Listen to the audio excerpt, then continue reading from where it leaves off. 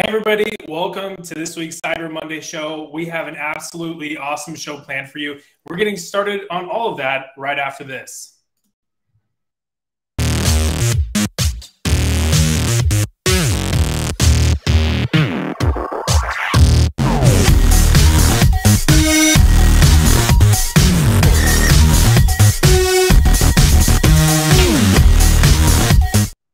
Just an absolute bop. Well, unfortunately, this week, Makeshift will not be able to make it, but we have Tish Harper with us. How's it going? Hi, everyone. Hey, Caleb. Thank you for having me here tonight. I am so excited. I know I have a lot of friends and family in the audience, and I just wanted to shout out everybody quickly. First and foremost, always got to rep where you from. Sorry, Trinidad. Big up my friends and my family. I got my mom in here, my grandma is here. Aunts, uncles, Auntie Shelly, hey. So yeah, let's just kick it off. Yeah. Shout out to my Twitter fam. I see Uncle Eric is in there as well. Hey, Al. Yeah, and a shout out to a few, friends of the show. Of course, Eric Bellardo's here. We got Andrew. We got Elle. We got Alpha Cybersecurity. And of course, shout out to the family. Thank you for watching. Good to meet all of you. This is just so exciting. And I know that, people that are watching probably know who you are, but if they don't know, and they should know who you are. If you don't mind just kind of going through your journey into cybersecurity, kind of, some of the things you've been learning about, a lot of that. Absolutely. And I love rehashing my story over and over. I always feel like there's never enough that's said. The last time I said it in a podcast, I usually end up going over the podcast and I'm like, darn, I forgot that little bit. Or, oh, I should have added that. So I'm going to try to be as extensive as I can. My name is Tish, Tish Harper, actually born and raised in the beautiful Twin Island of Trinidad and Tobago. Came to the US when I was 19 and I went to college. Graduated college with a degree in aircraft operations. Funny story. I wanted to learn to fly airplanes. My friend was going to a college. He said, hey, I'm in a flight program. Totally forgot to mention that it's a flight program, but the flying is an entirely different thing. So I joined college, went to college, never flew a single plane throughout the entire semesters or the entire program, but I did graduate. Went on to flying airplanes for not too much, just a little bit. And then the plane went down in the Hudson, and that pretty much changed everything in the airline industry. All these new rules came by. Flight time was triple the amount. And at that time, I'm not a trust fund baby. I was working and I really couldn't afford it. So I opted for the next best thing, which was to try to stay in the industry. And I got a job in the corporate office of, British Airways. I absolutely did not like being in corporate because I felt like every day I was further and further away from my dream of being a pilot. And I stayed there. Then I segued into corporate at Wall Street. I did a little bit of dabbling in stocks and that kind of thing. This was in 2008 when the industry wasn't that good. I actually worked for a company that got audited and they almost got shut down. It was bad. Fast forward to a couple of years later, um, I wanted to go back into the industry again. Um, but I had a baby, I had a daughter, and at that time I was also a single mom. So again, I was faced with another obstacle. Not only that, in addition to that, I had a sick child who was basically allergic to everything under the sun. So my life was coupled with trying to find time to be a full-time mom and dad, try to find time to work, try to find time to go back to school, try to find time to figure out how to fly, how to make money to fly, and couple that with having a sick kid. Um, and it got to the point where she was so sick, we visited a specialist one time, and I just threw out the question there. I'm like, what is the solution to this? Like, I can't go on living like this because I mean, we were in the hospital. She was missing like 29 days out of an entire semester, and her life was really horrible. We really did not have much of a life, um, because it literally was like hospital visits every other day. And the allergist, he actually cracked a joke and he goes, yeah, put her to live in a warm country. And I was like, warm country? Okay, I can go back to Trinidad. And right there and then, I had a conversation with my mom. I quit my job, I packed my bags, and we moved down there to Trinidad. And then when I moved down there to Trinidad, I was kind of torn because I had spent almost half my life in Trinidad and the other half here. And I absolutely did not want to stay in Trinidad. I still wanted to fly. I wanted to come back up and fly because I had found a flight school that was reasonably good. And, for the first time in my life, I was like, okay, this can actually work. Thankfully, my grandmother decided to keep her for me, as well, most West Indian grandparents, they would do that. So I was fortunate enough to have my grandma keep her for me. And I came back up to the US. When I came back up to the US, again, I was faced with another dilemma because I didn't want to feel like I was a bad mom. I didn't want to miss out on anything. So being in that position, I had to use like a lot of critical thinking and formulate plans to figure out how to circumnavigate all of my issues with solutions. And therein, I applied to be a flight attendant, and I got in with United Airlines, and I became a flight attendant. Now, becoming a flight attendant was awesome because I flew for free. So I was back in Trinidad on weekends, or not even on weekends. I had such a flexible schedule. I was back in Trinidad anytime I wanted to be back in Trinidad. I did not miss anything. I did not miss birthdays, social events, swimming, school. I was most present for everything. And I was still here. I was able to, meet with pilots, have conversations with pilots. And, I was just about to get back into that position where I was ready to fly. Got a call from the specialist, the allergist, and they go, "Hey, we might have something up here that might work with your kid. Do you want to try it?" And I was torn for a minute because here I had like a plan that worked. I had a routine that was functioning, um, but everything wasn't full circle. I still didn't get to tuck her in every night. I still didn't get to read bedtime stories every night, and I was blessed. I was always blessed and fortunate to be in an environment where my mom was always a mom first. And I've taken that from her. And I wanted to be that. I wanted to have that relationship with my daughter like I had with my mom. And I brought her back up and we did something called immunotherapy for anybody that has seasonal allergies or allergies and nothing works. Try immunotherapy. Immunotherapy allowed us to basically inject little serums of whatever she's allergic to into her system, and then her body created antibodies to combat it. So even though when I had her in Trinidad, she was perfect, not even a cold, but then again, she was with Granny. And when you live with Granny, nothing bad ever happens. So I don't know if it was the actual weather or if it was Granny. Chalk it up to Granny. She did a good job. But I had this perfect little being down there.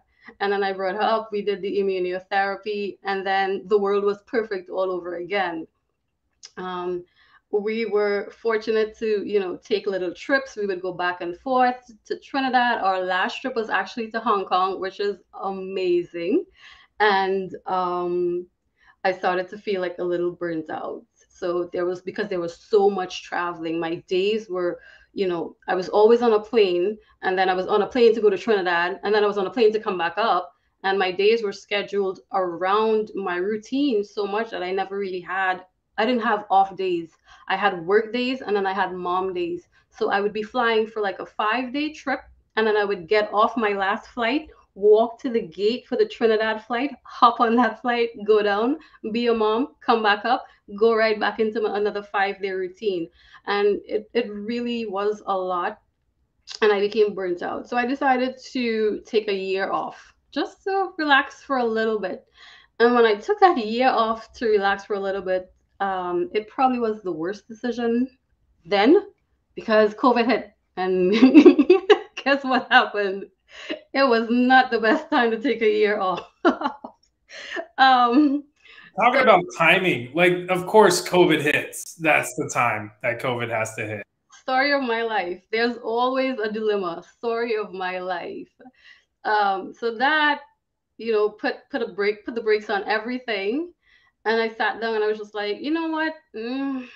Let me see, what else can I do? And most of you guys know that I cook and I bake, but baking is mostly my thing. So I said, you know what? Let me invest a little bit of savings that I had here into an actual reality where I can have like a little bake shop. So I ran out there, I bought the 6 feet steel tables, I bought a commercial stove, a commercial oven, a commercial fridge. I was all set up and ready to go. I had a friend that had a burger, fries, and shakes type joint, but there was nothing sweet. So we decided that, we would co-partner and I would get half of his space and I would feed off of his clientele. So I didn't have to worry about clientele. So here I was excited, printed everything, got all my machinery, all my inventory, ready to go. About 2 weeks from launching everything, and then the landlord of the building comes and he goes, "Hey, so I sold the building, guys. Yeah." My friend goes, "Okay, so I found a spot. You can come go with me." And I was just like, "Oh my gosh, that's great. Let's go." And then he goes, "It's in Toms River, New Jersey." Toms River, New Jersey is 2.5 hours from where we were. Bear in mind, I have my kid in school, or at least homeschool for the time being, but it's in a specific demographic. I have all this material. I have my car. I have my apartment. It's not just a, hey, let's get up and go. For me, it was easier for him because he was already living in Toms River. But that was just too much to do at such a premature time in my business life. So I went into a little depression, packed up everything, put it into storage, sat down, and just like cried for like about a week. And it was real tears, not the walking around. No, it was the real tears. It's not coming out, looking at yourself in the mirror, like eating ice cream, a whole tub. Hold up, wait, I actually do that normally. So maybe that wasn't a depression thing. But yeah, that kind of depression. And I tend to, as quickly as I put myself down, there's always that, hey, you're a mom, you got to get up, you got to do this, you can't stay in this position forever because there's someone looking at your every move. So even though you're down, you're only allowed to be down for a limited amount of time because you got to get back up and do it again. And that led me to cybersecurity. I probably went down a rabbit hole for like 3 days. And when I say 3 days, I mean like 2 minute showers, running back to the laptop to figure out like what this whole industry with tech and everything was about. I started reading up on cybersecurity and I was like, hold up, this might actually be my thing. And my first thought about it, and which always will forever be my first thought about cybersecurity, is I want to have a safer future for my generations. I want to have a safer future for my kids, for my grandkids, for anyone that comes down my lineage. I want them to be safe. And I won't be here, but I can leave a mark. I can have my presence be lingered by what I'm about to do now. Me going out there and being a fighter technically in the technical world, it makes me feel good that there's something that I've done or that I could have done to have my babies and my babies' babies later on safe. And that's always my why. My why for being in tech, my why for wanting to do pen testing and being analytical or any of the above is always for my future generations.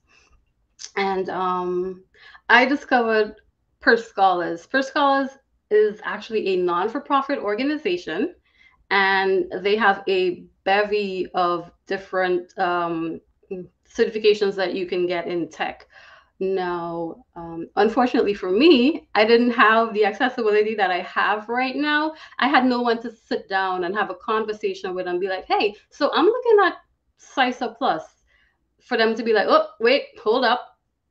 That's 5 years in. There's no way you can do that. Start at A plus. Davin is like, save the wife for my show. Sorry. Now you got it here. So sorry, Davin. He picked me first. You said it here first. um, so what happened was that my initial first thought of tech was cybersecurity. And I actually, we had assessments, and I did the assessments. I trusted the school because they did a whole 10-year background check on me, and I was just like, gonna work for the CIA or something? Like, I just want to take a 15-week boot camp. Why we got to do a whole 10-year background check? And even up to today, I still can't remember what answers I put for that assessment. But hey, I got in. And I got in to do the CYSA plus cybersecurity analyst boot camp. Now, I know there's a lot of people here in the audience. I'm really trying to like keep it noob, as we call it, layman's terms, me and you talking type status, and I'm not trying to use too much tech jargon. But in order to do cybersecurity at that level, you would have had to have like about 3 to 4 years in the industry. It's not the starting point, it's like the middle point. And I know my mom is probably going to scream, that's my baby, because I've always been that over ambitious person. But I mean, saints be praised, I got it, and I went in. And boy, when I tell you, it was a shock. And so I'm there first day, and terrible. It was not great, just not great. First of all, they sent us a package that we had to do in 4 days. And the disclaimer was, if you don't complete this packet in 4 days, you cannot access the class. You can't come into the class. Now, mind you, the part of the packet was Linux fundamentals, and it was from Cisco, the one that you get like the certification for. But there's like a little one before it that you do. It's like an introduction to Linux. For some reason, the school wanted us to do the introduction to Linux, not the Linux fundamentals. I sat down for 4 days. I did not breathe, eat, or sleep because all I was doing was Linux fundamentals, not essentials. So in 4 days, I did the whole Linux fundamentals and got the certification and walked into class with that. In no means was I trying to be ambitious at all. In no means. So we get to class and they're telling us about, Linux, and trying to figure out, like, did you do the essentials? And my name pops up and my instructor goes, why am I seeing the whole Linux, catalog completed for you? This is not supposed to be completed. We're doing this for the next 2 months. And I'm like, huh? What? No, I did this in 4 days. Do you know how much research on cheat codes I had to get online to get the answers for this thing? Because I did not want to come this far. And you guys had a whole disclaimer that said I couldn't do the exam unless I got this. And then he was like, no, it's mind you, 8-minute video. 8 minutes was the Linux Essentials video. You just have to look at the Linux Essentials video, not the whole fundamentals, not the 1 to 16 courses on Cisco. At least you're like super prepared going in. You could teach the whole course at that point. Everyone else is sitting there like kind of like learning stuff, and you're like, I've done this. No, but it was like, I did it, but I did it in such a short space of time. But then I also Googled, and I Googled the life out of everything. So even though I did it, did I really do it? Let's think about that. Did I really do it, or did I Google do it? I'm pretty sure I Googled it. I didn't really do it. Because like I'm sitting there in class and I'm trying to like grab on everything that we're rehashing all over again. And then I just have like the constant light bulbs going off. And I'm like, so you CD and then you go back into that in Linux. Oh my gosh. Okay, I get it now. And then I'm having all these little light bulb moments like, that's what Google meant when they said LS and okay, I get it. So I get it. But within that 4 days ago, I had Linux in my brain, and then now I'm doing Linux again. I started to get panicky. I was not, functioning well. I was not functioning well to the point where I got out of class today. I did my homework. I'm up in the night. I'm reading stuff. It's 1 o'clock. Okay, I'm reading. It's 2 o'clock. Okay, it's 4 o'clock. Okay, it's 7 o'clock. School starts at 9:30. All right, fine. I just wouldn't bother to sleep, so I'll probably sleep after class. And I probably sleep after class for 2 days to the point where I went 3 days without sleep, and then my brain started to malfunction. My brain started to malfunction, and I left my house. I took a Uber at 11 o'clock at night, and I went to the ER. And it was so bad. The attendant says, "You came in here and you said my mommy is gonna beat me because I left the house." That's 36 hours of no sleep. That's 36 hours of I'm sorry, 72 hours because it was 3 days. 72 hours of no sleep and me just running on caffeine. And I have this little quote that I say, let me tell you how Linux put me in the hospital, because that's where I was. I'm in the hospital in the ER, and my doctor is like, "Well, we're gonna diagnose you with sleep anxiety, insomnia, and you need to take it down." And I'm just like, I can't take it down. So I'm in this class, right? And I'm the only person in the class who is new to all of this. I'm talking about people that are, who are building apps, people who are finished Sec Plus, and this is their environment. This is yes, Eric, sudo install sleep. This is what they do, and I've never really felt more out of place in life than I did in that class. But I've also never felt more determined to get it done, because I just needed to get it done. My driving force, my motivation will always be, first and foremost, to make my mom proud. And second, I have somebody looking at me. I always have somebody looking at me. And, you know, the course content is, it's streamlining. The days are going by, the weeks are going by. And, so we had live in person structure, online, but live person structure. And, my teacher would be teaching us stuff, and I'm listening, I'm writing, and I'm Googling. So as I'm Googling, I'm kind of like playing catch up. I'm learning, I'm asking questions, we're going down rabbit holes. And for some strange reason, I kind of ask good questions. So we would always go down like a ridiculous rabbit hole. But it was not from a point where I didn't fully understand. It was more or less like I kind of have an idea of what you're talking about. Expand on this more for me, please.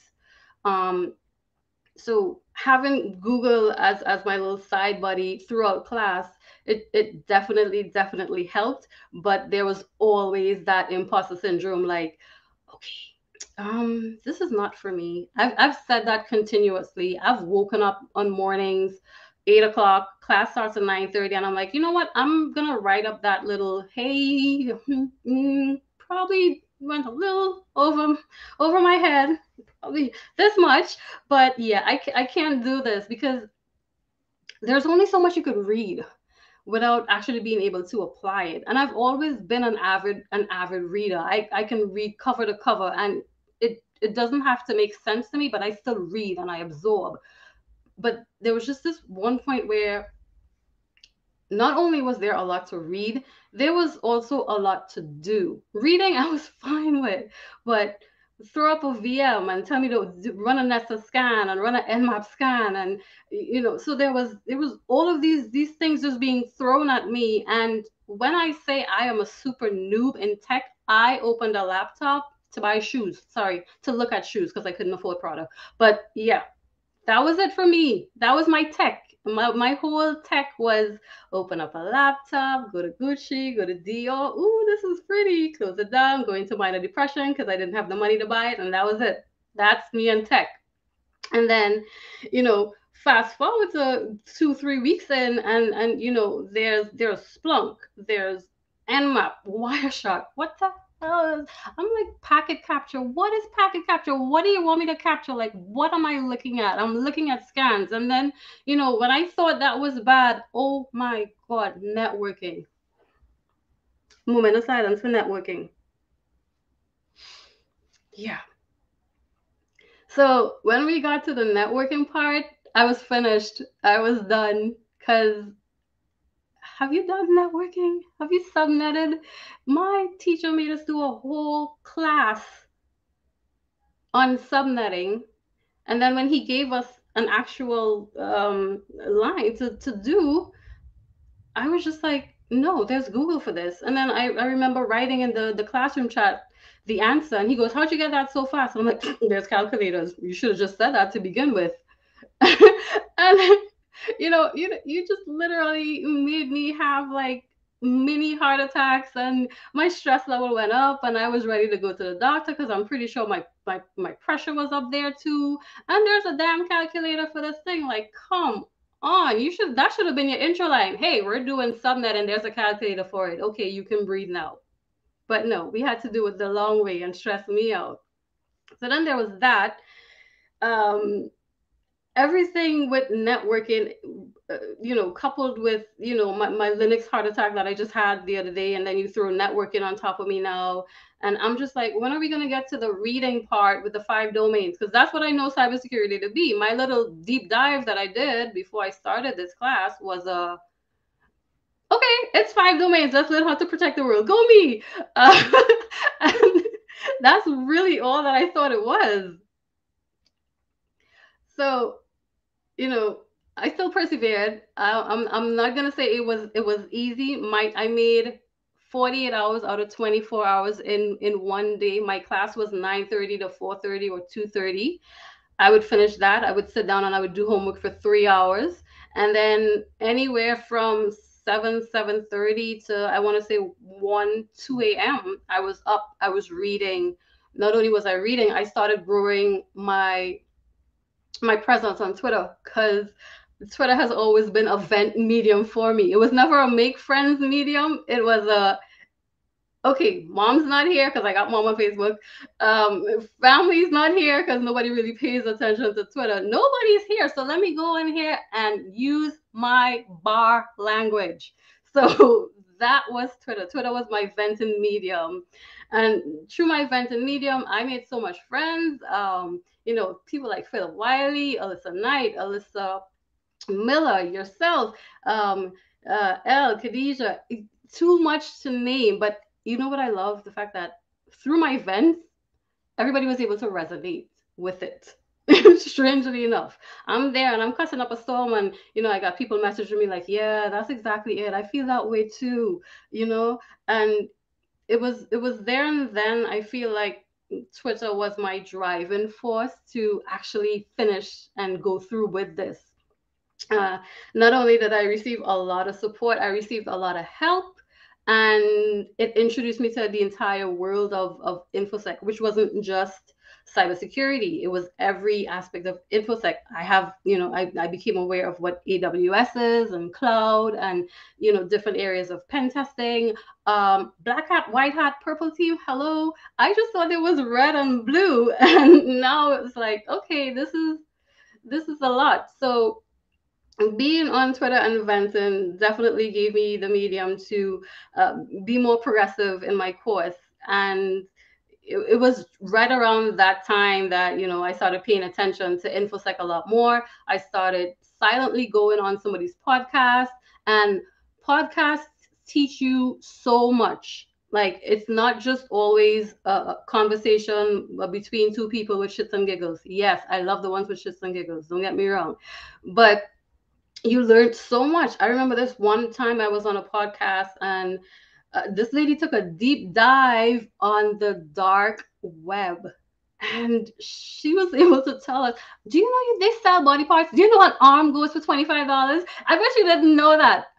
An arm goes for $25 on the dark net. And it's a real arm, a real human arm. You need to be concerned whenever you tell somebody that and then they respond, no, it was 30 today. Well, okay, whoa, all right. Apparently you know, all right. What site was it again? But yeah, so in addition to learning the really dark, cool stuff, I made friends. I did things in the short space of time that I never thought was possible. I got to volunteer for the Texas Cyber Summit. How many times have I been to Texas? Probably like five, but I was most present there. Um, I actually won like a free T-shirt from iPro ITTV iTV Pro iPro TV. I should have put that on tonight, but yeah, little inclusive things like that made the entire journey feel like full circle because it's like, ooh, I got some stickers, I got some swag. Yeah, I'm an infosec now. I'm a techie now. That kind of thing. So having those things be a part of my journey definitely like was the driving force to the next part of my story, which was exam date. So exam prep was exam prep. And I remember telling my teacher we were scheduling my exam, and he goes, "Okay, so I have this date for you." I'm like, "Hell no, no! I want the last date possible. I want the last date possible." And he goes, "No." So I want my three strongest students to do the exam first, so we can get some feedback. And I was just like, I know you ain't talking about me because no, sir, I'm not ready. I have anxiety. Like I need to take an anxiety pill. I have anxiety. And then so thankfully enough, I almost broke down and cried. And he was just like, "Okay, all right, okay, we'll save you for last." And I got that last spot. So again, I did all my studying. I dump studied, which was not really a good idea. So for anybody that's about to do CISA or do any type of testing, don't dump study, especially for CompTIA, because I have a slightly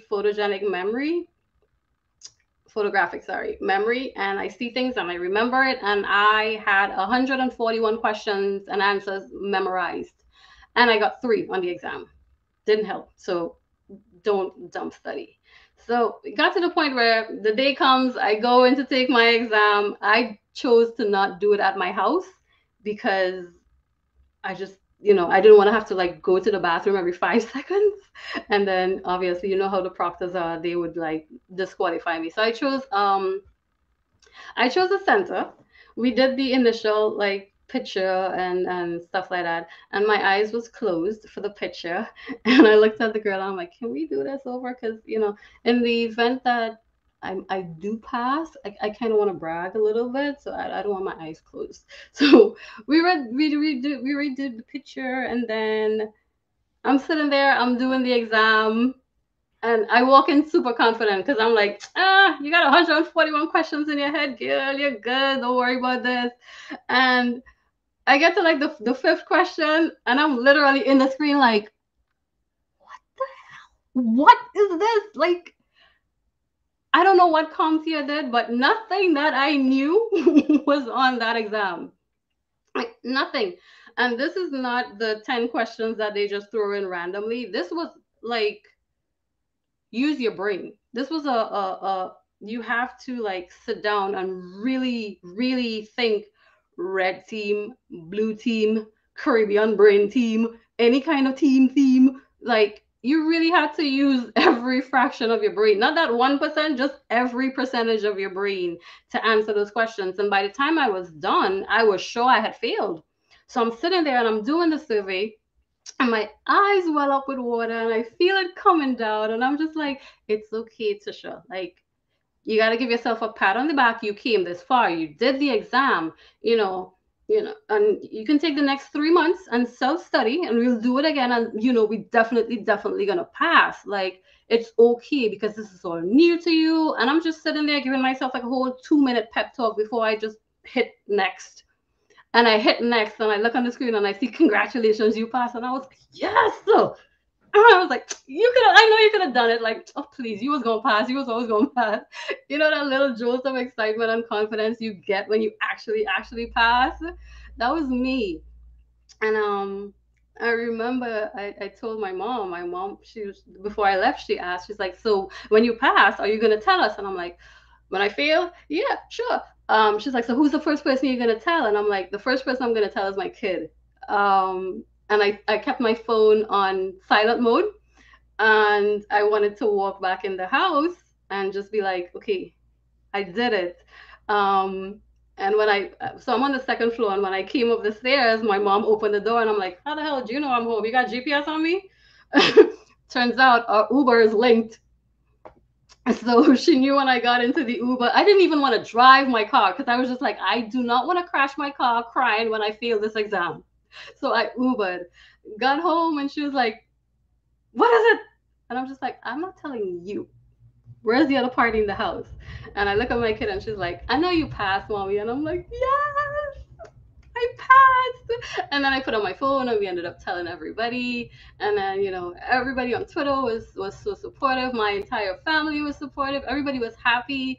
And, I really had to take a moment to like reflect on this, because it's 15 weeks is not a lot of time, but 15 weeks is also a lot of time to familiarize yourself with something that you know absolutely nothing about.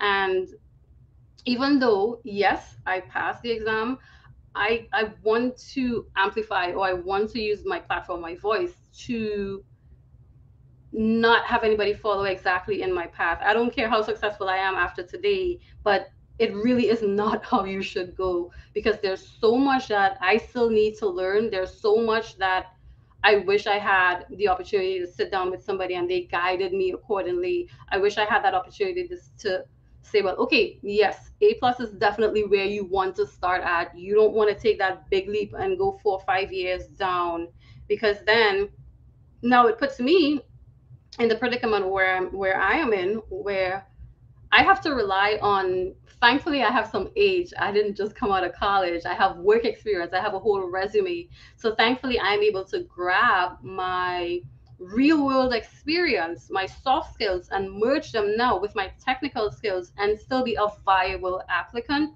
versus someone who just came out of school and probably had a year's worth of world experience, and then you run straight to CISA. So I feel it's necessary to, yes, you can pass it. I'm a huge advocate for, if you put your mind to it and you probably get like 2 little hospital visits, you can do it. I did it, but it truly was not the way. It truly was not the path. There is a path, and I know that now. I know that from experience now. So I'm in a position where I'm like, not necessarily grasping for straws, but I am networking. Again, this is me like talking to anybody and everybody, and I try to be as transparent as possible. I try to say, well, hey, so I went about this the wrong way and I understand it now, but I do have like this monster of a certificate. So what you got for me? And I am confident that I will get something. But even if it's like a help desk, I'm good. Even if it doesn't necessarily have to be at that level, because I know my technical experience is not at that level, but I'm okay with getting anything in tech, even if it's entry level, but not entry level CISA, because entry level CISA is 4 years worth of help desk and all those other roles. Um, so I tend to have a very open mind when I am interviewing, but I also try to stress on the fact that yes, I did it. Yes, I am confident that, I can run a scan, I can detect something, but even more so, the fact that my perseverance and my tenacity allows me to do it by myself and then seek you after if absolute need. I feel like that is like my hiring potential as a candidate. That's what I would bring to the table. I might not know it or know how to fully implement it, but I know Google is my friend, or I know if I have the opportunity to shadow someone, I can get it done. um, because I have that much drive. And if all else fails, hey, I bake, so order a cake from me. Or I can send you some cupcakes if you get me a spot. No, not really, but yeah, really. But yeah, and that's my journey. Happy to share it with you. That's my path, and there's actually a couple of topics I want to touch on now that I have a little bit of industry experience. That much, if you don't mind. Sure. Yeah. Real quick, I do just want to unpack for a second, because man, That is a journey. That is awesome. And I mean, I want to just kind of say, I think you share that you really have the secret super weapon that everyone's trying to develop in tech, and it's not being able to just hack anything or whatever. Like you've shown that no matter what the situation, you've got the grit and determination and tenacity to get the job done. And not everybody has that, and that is such a valuable thing to have, a trait to have. Hmm.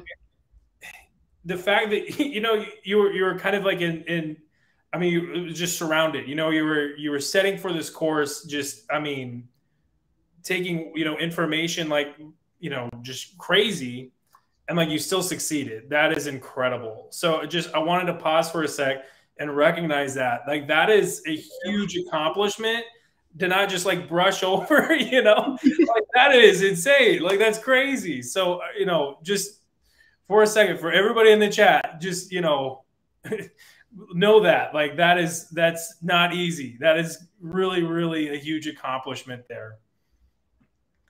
And then we also, and I want to jump before we dive into some of the topics that you prepared. Kalila has a question for you that I don't want to forget about before we get crazy through the show. um, I feel like so. All right.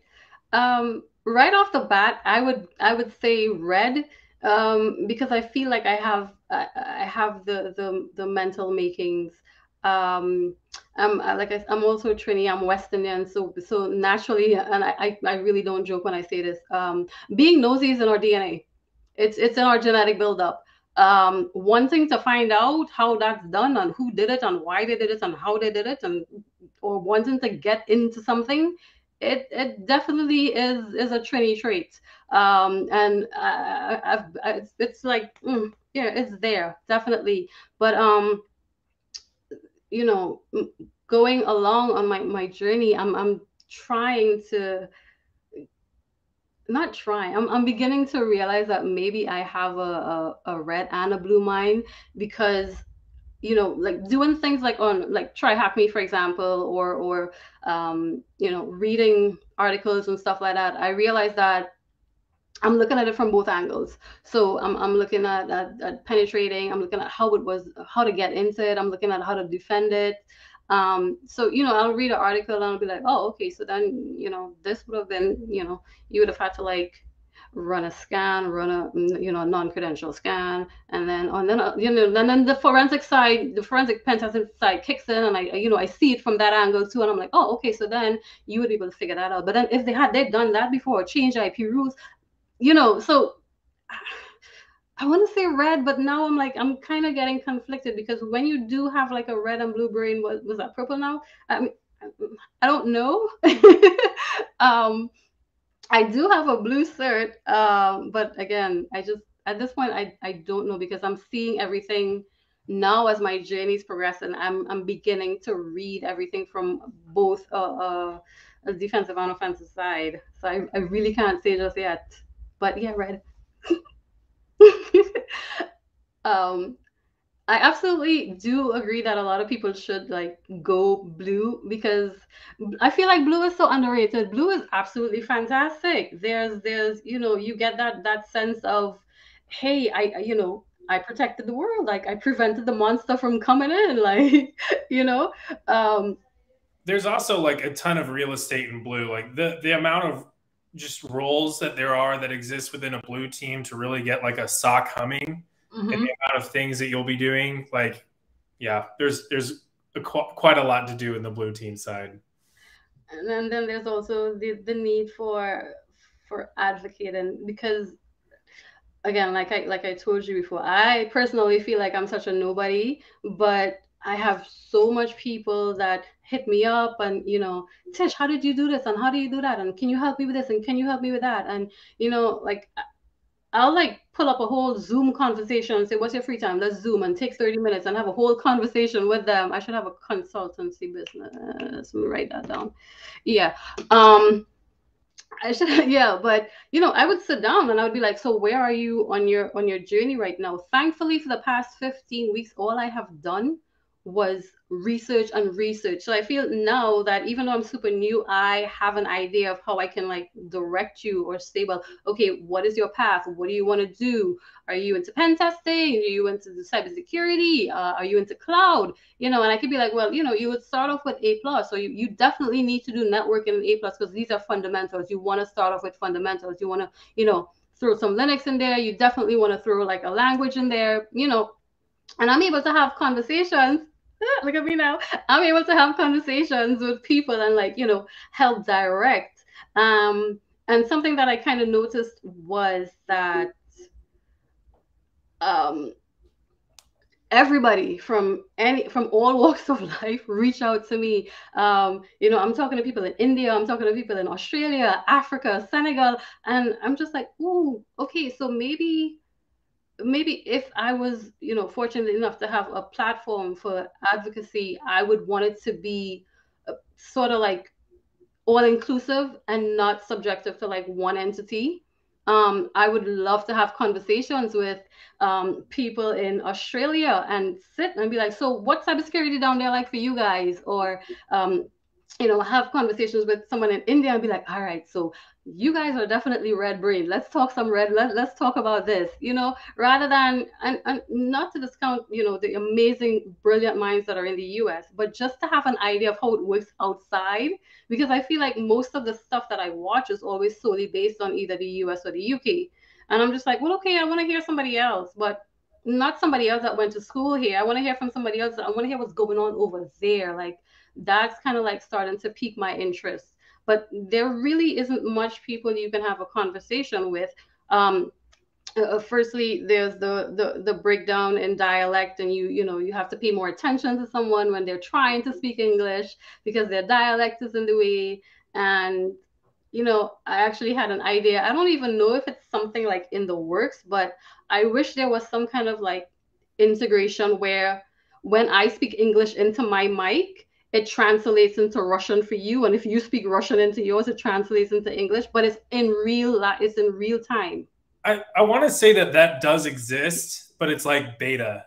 I think Microsoft has something kind of in that direction. I've never tested it with any of my like friends that speak other languages, and to test how accurate it is. I feel like translations like that, they're never always completely accurate because vocabulary is never right. Because I had a conversation with someone from India, and that was a topic for us, but yeah. His explanation was like, the translations are so horrible when you do it. If I talk to you and it's coming over in English, there's a lot of obscene words that are gonna come out because of the translation. So he's like, there's no way I'm gonna go on a huge social platform and have a conversation with you and I'm cursing you. Like, it doesn't work like that. But and the reason we had that conversation was because I feel like unless you're speaking in your native tongue, and for me, I speak English, but I also speak English in a dialect, and I naturally speak fast. So there's always at the back of my head, speak clear and concise. But then again, when you're focusing so much on the way your pronunciation comes out, you sort of get distracted. You don't feel comfortable, so you can't express yourself properly. And I feel like that's a huge hindrance for us English speakers having conversations with non-English speakers, because yes, you'll get to the point, but that person is so focused on making sure their words are pronounced properly, their expressions are being understood. They tend to stray from the actual point, and you don't get them in their element because they're not comfortable. They're overthinking. Um, so I really wish there was a way for us to like have conversations with other countries with different languages in their environment where they're comfortable enough to express. Because I mean, for the most part, yeah, I want to sit down and talk about API hacking and everything that's going on, but I feel like I'm limited only to talking about what's in the US, because I can't talk to somebody about what's going on in India. Do you know how long that conversation is going to take? And then I got to put up Google Translator, English to Hindi, Hindi to English, click, click, click. Ugh, it's going to be a lot. So I feel like it's something that I want to choose to be like a side project to maybe work on in the near future as well. Yeah, I think that would be so cool. And I mean, I'm totally with you. Like the language barrier can be so complicated. And I think you brought up an interesting point about dialect because especially as like you're learning a new language and through immersion maybe and you're getting to travel to another country and experience dialect, it's like this is completely different from the classroom. Like whenever I was learning Chinese, I was learning with a northern accent. There's a southern accent and it sounds completely different. And then like there'll be like some students that like they learn from British teachers, so they'll kind of like speak English almost with a British sounding accent, just because that's the way they were taught. And yeah, it's interesting. It's very very very interesting stuff. We have a question real quick from Scott Wilson here. What would you say has been more challenging for you to wrap your brain around, pen testing or incident response? Oh, nice question. Thank you. So incident response is easy for me because it's chaptered and it's wordy. So I can literally run you through verbally like all the analytics of it. Penetration testing requires you to use tools and anything with tools I'm a little iffy about only because uh, my class was structured and everything ran through so quickly. So yeah, let's just say my teacher said, okay, let's just run an Nmap scan today. And it was like him putting on his laptop, showing us how to run an Nmap scan, and that was it. You could have followed along, but not unless you dedicated another 3 weeks or so to 5,500 YouTube videos showing you how to run an Nmap scan and then doing it yourself. Um, you know, that's what I would have probably felt a little bit more comfortable doing. Unfortunately, my class didn't offer enough time for that. So anything that has to do with the physicality of using tools and playing with tools, not so much for me. But I can literally sit down and run you through the whole thing. Like I can sit down and I could be like, okay, open up Wireshark, run packets, read this. This is TLS. This is what this is doing, and I can like walk you through it. But to physically do it myself, not I'm not quite there because I've never had like the experience. I've never been in a sock. I've never shadowed somebody. But I'm pretty sure like because I know how my brain works, and it kind of like correlates with flying as well. Like there's ground school, and then you go up in the air, and every time you would read a passage or a structure from ground school, I would sit down and I'd be like, okay, so I know this, and then I would get into the airplane, and then the words transition into actions. So I feel like it's kind of like that for me. So when I do get into like a SOC environment, or if I do get into like a pen test shadow or something, I know that if I see it done, my brain is going to remember it and it's going to be like, oh, okay, so the words make sense in physical actions now. I hope that answers your question, Scott. I know that made sense for me. I'm the same way. I really and that's where like YouTube comes so clutch to me is like being able to watch people go through and like John Hammond, like he'll go through it and he'll annotate his steps and he'll explain like here's why we're doing this. That makes a lot of sense. Thanks. Glad I learned something. But it's so complicated. And I mean, I can't imagine going from learning how to fly planes to learning how to hack. Like I feel like I have the capacity to do one. Doing two is. Let me let you in on a secret. Learning to fly planes is way easier than hacking. All right, then I'm flying. See you guys later. Go for it. Channel. I'm kidding. That's terrible. But I know that you brought some topics that you want to talk about, but real quick before we get diving in, I know that you brought a course that you're wanting to give away just for people in the audience, just to stay tuned for that. And we'll need to come up with a hashtag or something to get people entered in with that. So I'll let you help me come up with something on that one. So Philip Wiley actually coined me the Hacker Baker. Hacker Baker. All right. Let's run with that.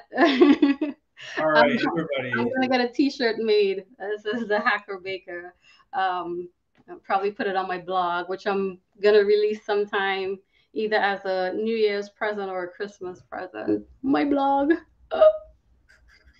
All right, so everybody type hashtag HackerBaker in the comments, and you'll be entered in for the giveaway. And by the way, what is the giveaway for? Okay, so I am actually a volunteer for the Infosec Collective. Please follow the Infosec Collective. It's a non-for-profit organization, and we try to provide education for anybody that cannot afford it in Infosec. Um, I am a volunteer, a very minor role, but I'm happy to be able to gift a voucher, a 1 month voucher, or a course. I think we're going to go with the course, right? Yeah, a course from TCM Security. Um, Currently, I am doing the EPH, Ethical Practical Hacking course, and from noob status, it's really easy to follow along, and the course structure is scheduled very well. The content is great, and you get a pretty certificate. I say pretty because it has pink in it, and pink is kind of my thing. So um, definitely you'll get a certificate at the end of that course as well. That's awesome. That's exciting. Also, if your name is entered and you do win and you'd like to give it away because you're probably, I know there's a lot of people in the chat right now um, who are way beyond needing a course or taking a course. Feel free to reach out to me, and we can re-gift it to someone as well if your name comes up and you don't need it or want it. Sounds good. So keep putting the hashtags down there if you want to enter in. Let's kind of start talking about some of the things that you wanted to talk about as well. Okay, so I know the whole rave about infosec right now is API hacking, and I wanted your thoughts on it. Yeah, I mean, I'm still kind of learning my way through it myself. I know that, friend of the show, the XSS Rat, he's producing a lot of excellent content on it as well. And I mean, he's diving in. He does a lot of that with bug bounty hunting, and he's really sharing a lot of the technical expertise on it.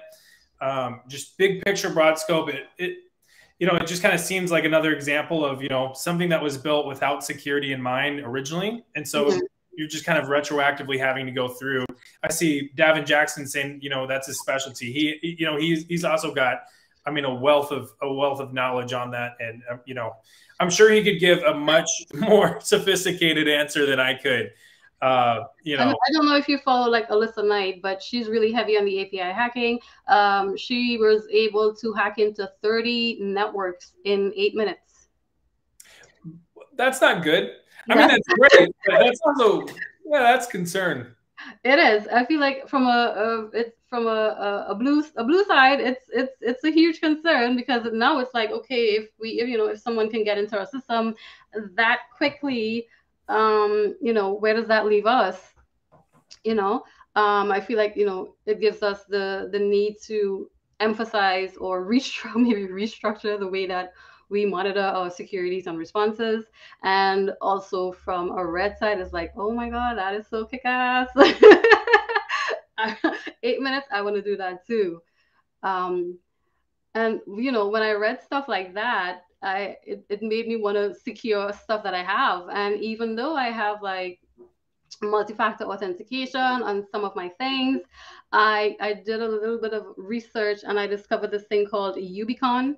It's like a little USB thing that you put into the desktop or your laptop or whatever, and it's supposed to provide top-notch security for your apps and for your devices. And I feel like for people like myself, every Tuesday, my daughter and I, we do a coffee day where we go into a cafe. Yeah, the UV key. We go into a cafe, and we sit, but sometimes you have that little quick moment where you run to use the bathroom and you leave a device there. I feel like it would come in super handy for people like that are like always on the go, and you have your device and it's not always 100% guarded by your eyes and stuff like that. Or just for the average person, if you want that extra layer of security, it definitely is like a good investment. And it actually comes in like under $50, so it's a really nice Christmas gift to gift a techie or your loved ones, just for that extra level of security. Yeah, 100%. And like you said, this is a great time to just kind of like add that on to the Christmas list. Like, I It's on like security for Christmas. it's on mine.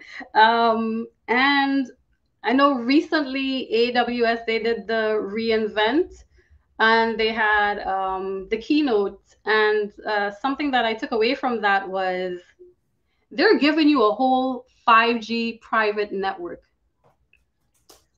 So immediately my thought was, okay, it sounds good, but you're giving me complete control of a whole network. Not only that, they're aiming it to be really effective for like warehouse space, which I can understand. But then now they're also giving you hardware and SIMs. And from a security perspective, I'm like, that's a lot to be giving away. And how secure is this? Yeah, I mean, I'd be kind of interested to see some of the use case. I'm glad that you mentioned that it is like more for supply chain because that's kind of what was popping into my head. That would just make the most sense. Um, yeah, I'd be kind of interested to see that deployed and what the use case would be for using that as opposed to just having an internet network. You know. Right. And then I was in a Twitter space, and then one of my questions, because there was a lot of AWS executives in there talking, and they were really like making a big deal out of it. And I posted a question. I'm like, so let's think about this for a second. What if I have a warehouse in the US? And I always try to think with my American slash Trini brain, because every time I do something and it's productive here, I want to try to implement it there as well. Yeah. I'm a huge advocate for cybersecurity in my country, and implementing growth in technology and stuff like that. So I asked, I'm like, okay, what if I have a warehouse here and I have a warehouse out of the country? How does that work? And funny enough, they were stumped. They were like, okay, we're gonna get back to you on that.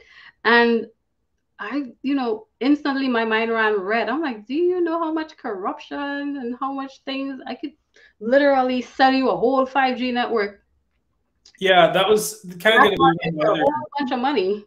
Yeah, that was going to be one of my other thoughts is because I remember at least whenever 5G was first kind of rolling out, it was kind of there was a strategic competition, if you want to call it that, between the US and China. And I want to say Russia had their own product as well, but China Mhm. was kind of the main one rolling out 5G a bit earlier, and especially rolling it out in Europe ahead of a US rollout product. And that was kind of a conversation on is security and supply chain and you know like you said, you have a warehouse in the US, you have a warehouse out of country. What does that look like? What I can imagine Them domestically rolling out. practices for that, and they had none. And I was just like, you know what? It's so typical of Amazon to roll out something big and not do the homework. Not until it's hacked or somebody uses it maliciously, then they'll go back and be like, well, yeah, we didn't think about what if it was used in a different country. Yeah, there's a lot of you know chess piece. There's a lot of pieces that kind of roll into that. So yeah, I'm interested. I'm interested in that. That sounds yeah. Good. And then they did the other thing that struck me was the SageMaker serverless inference, where they're allowing you to deploy AI and learning modules without configuring an underlying infrastructure. Um, so the noob in me couldn't really fully understand that. So my next thing was, whenever I get into a space with somebody, I'm definitely going to ask that question to like get a little bit more knowledge on, how exactly does AI infrastructure work without an underlying infrastructure? How does that work? Yeah, I'd have to do some research on that. And I'm really trying. Oh, we're over an hour here. Okay, so Eric said SageMaker is fun. Huh. Yeah. I really should take a look into that, but more on like the AI side. I know they also put in what is it? Um, what is I think it was like 50 million into two programs for what was it, AI and ML or something of that sort. And they rolled out a bunch of scholarships, and they have like you can go to Amazon School. Um, and I thought that was really great too, because they structured it in a way where they were investing back into underrepresented, I'm sorry, communities as well. Um, and so I thought that was really good. And another great thing that I read this week was that my country, Trinidad and Tobago, recently participated in a cybersecurity assessment workshop. And I say that and you see my whole face light up, because it's like, yes, um, get in on it. Like, I love that my country is evolving with technology, because we're still a little bit significantly behind. They just started rolling out the bank online applications. You know, there's still like kinks and stuff like that. But most importantly, um, and cybersecurity was not really heavily emphasized as a necessity down there. And they recently teamed up with a company in Europe, or they got funded from Europe, and Europe funded, was it England, London? London funded an entire workshop. So now they're about to roll out the workshop. It should be completed by March, sometime next year. And like, you know, I'm just like so excited and so happy for them. You know, I hope to connect with somebody from down there, just to like express, you know, my passion and my happiness, you know, be of service in any way that I can. Um, because as much as I love America, I mean, home will always be home.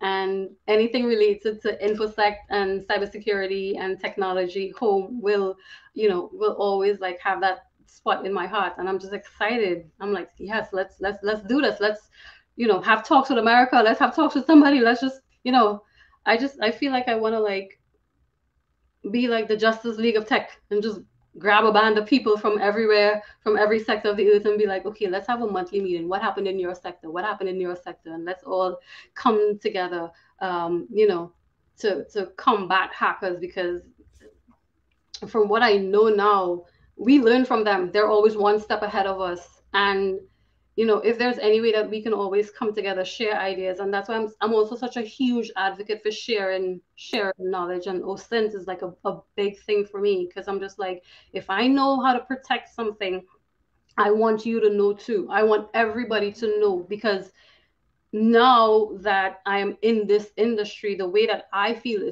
it's us against them.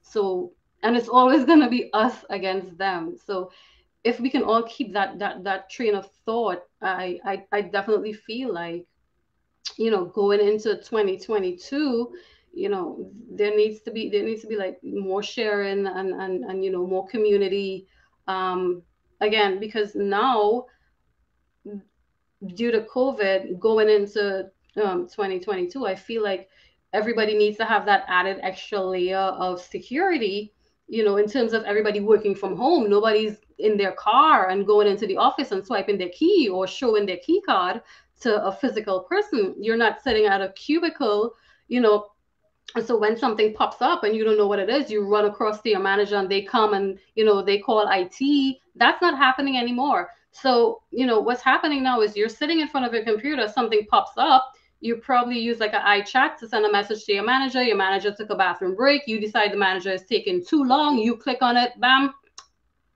virus, malware, SQL, DDoS attack. And I say this from like a most natural perspective, because had I not known it before, of course I'm clicking. I'm a clicker. I click on everything. So, you know, another thing I feel like companies need to do is to invest in training, security training.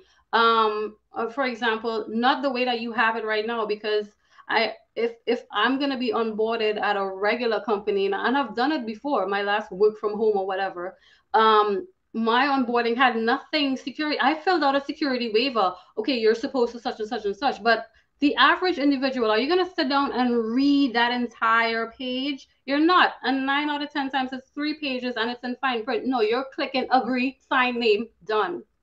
So I feel like if there's a way where in every position that requires you to work from home, not necessarily in tech, more so out of tech, because we know how to, we know a thing or two, but for the average person, if you had a pop-up screen that required you to be active on the screen and do that little survey and that little click after, like you answered those 3 questions, that gives you a little bit of security info about the company, I feel like it would make our lives a lot easier.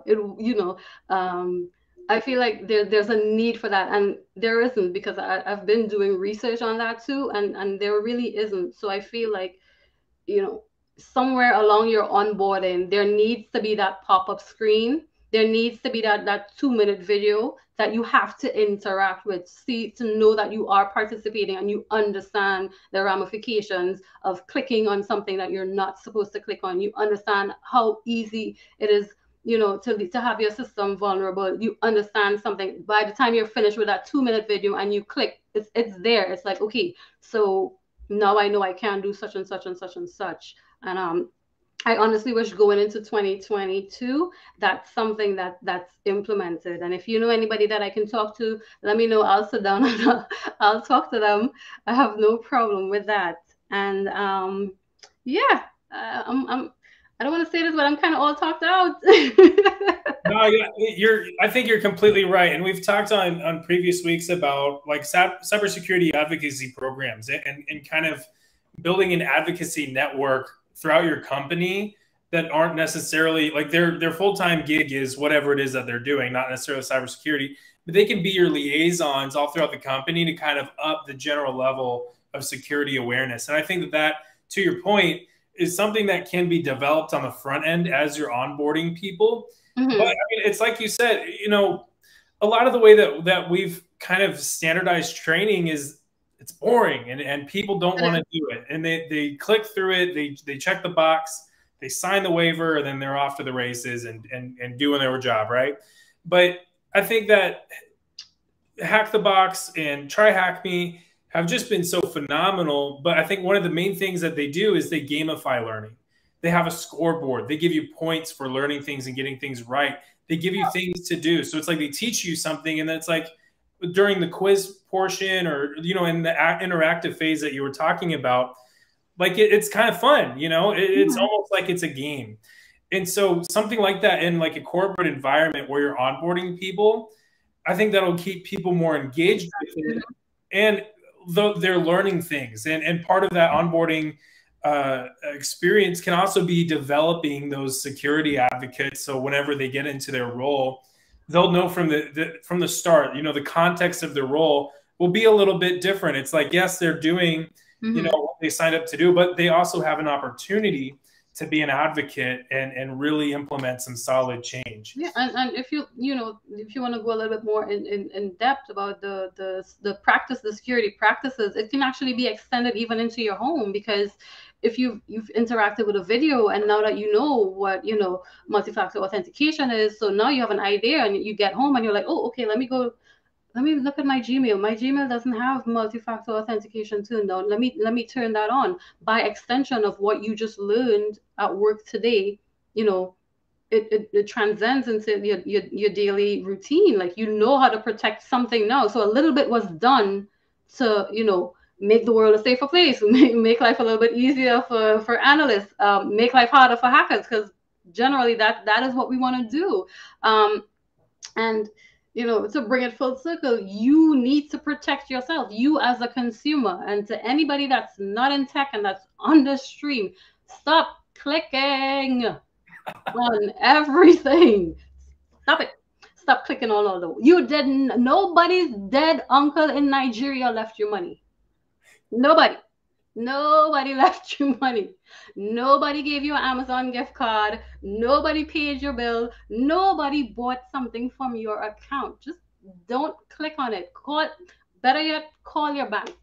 Say, hey, I just got a message from you guys. Banks don't message. Banks message for one reason, to send you that verification code, and that's when you are doing something.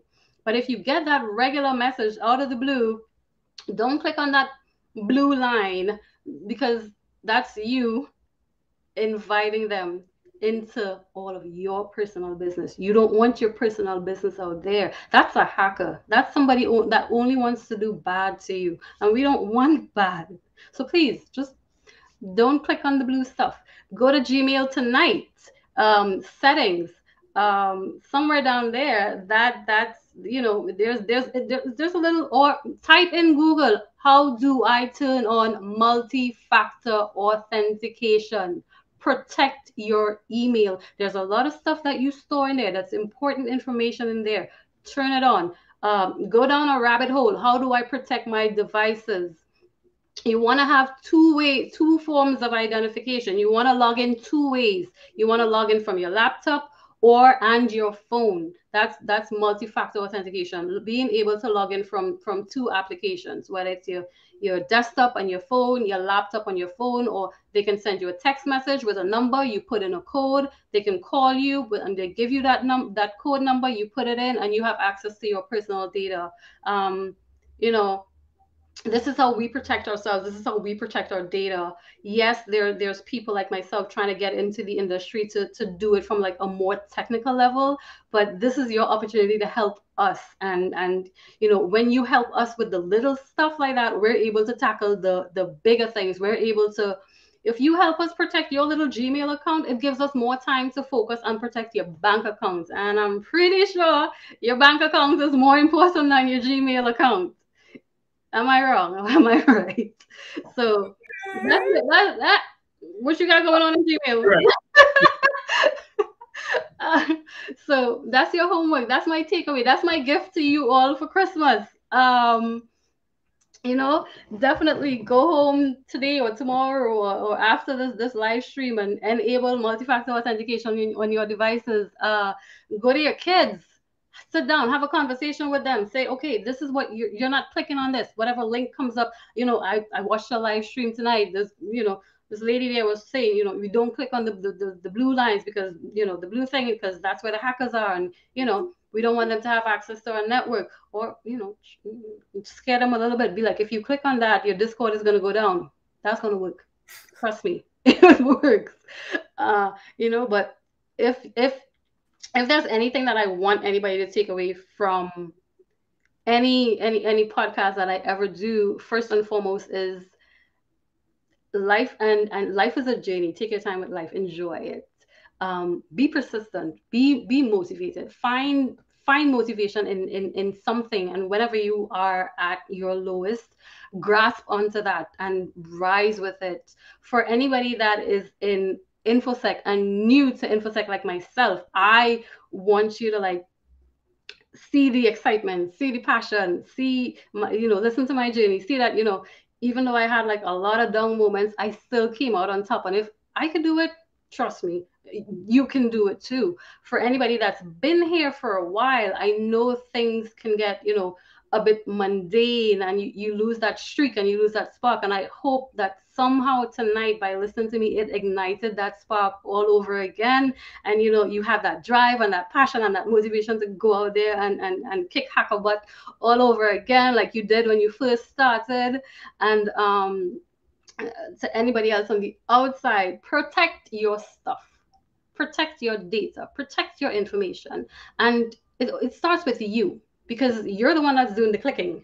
It really just starts with you. Learn how to protect your data, and learn to stop clicking, because the reason why we have so many malware outbreaks and so much things breaking down and cracking down is because you keep clicking. So yeah, stop clicking, please. Everything she said. Yeah, MFA. Enable it. Yeah, don't click on malicious links. Man, just all the fundamental stuff that we hit. I mean, You'd hope people knew. You'd hope. This is just one of those things. But man, you have me like wanting to just run through a wall right now. This is motivating. Oh, see, I got that. That's good, and that's what I want. Cause like, I guess for like the average individual, you do something for so long, and it becomes, not necessarily pointless, but it becomes mundane. And I feel like this is not an industry that allows you to be mundane. I'm a learner, and I will forever be a learner. I'll be a learner till the day I die. This is an industry that allows you to do so much. There's never a dull moment. There's always something going on, and I just don't feel like there's a need for you to lose that streak. But I can tell when you've been doing it for a long time, it happens. But also that, there's people like me that rely on you to have that energy, because I feed off of that energy too. And I need you. I need you to come full circle and bring that energy and share that knowledge with me and everybody else that's in my position too, because, we're trying to walk in your footsteps eventually. So you need to bring your A game, because we're watching, just like everybody below me is doing the same. You need to do that. And Eric needs to stop using his mouse and his keyboard. No pressure. Well, let's go ahead and do this giveaway real quick. Does that sound fun? All right, let me see if I remember how to do this. The wheel. There we go. All right.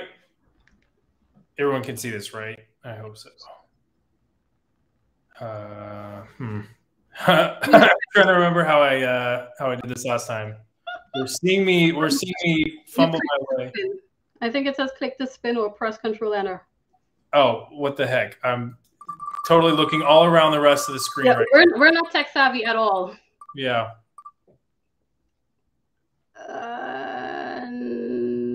Okay. Hey! Congratulations. Congratulations. And would you like for them to reach out to you, or how? Yeah, you can. All right. So on Twitter, and that would be Little Miss Muffin Cup. Little Miss Muffin Cup. Handled down. Congratulations. Congratulations. And thank you to all of you for joining. And Tish, thank you for jumping on. Absolutely. Thank you so much for having me. Thank you to everybody. Mom, thanks. Gran, hi, Auntie Shelly again. Thank you so much, everybody from Trinidad. I think my babes is somewhere in here. Love you. Thank you so much. Oh, wait. And special thank you to Rahul, who is signing on from India at 2:30 in the morning or 5 a.m. in the morning. Like super early.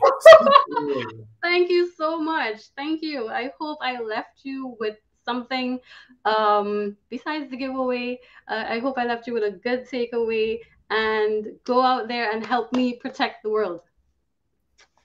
Absolutely. And I mean, just thank you again for sharing your story too, because that was incredible. That was absolutely insane. And it was just so cool to see the progression and see, everything that you were working through to get to this point. And it's just the beginning. You got all this just excellence ahead of you. And it's so exciting. So definitely follow her on Twitter at Little Ms. Muffin Cup, and continue to watch the journey unfold, because we're really just seeing a snapshot. But, it's going to continue from here. There's a lot of exciting stuff ahead. All right, so be sure to stay in the back real quick. And everybody else, thank you so much for joining.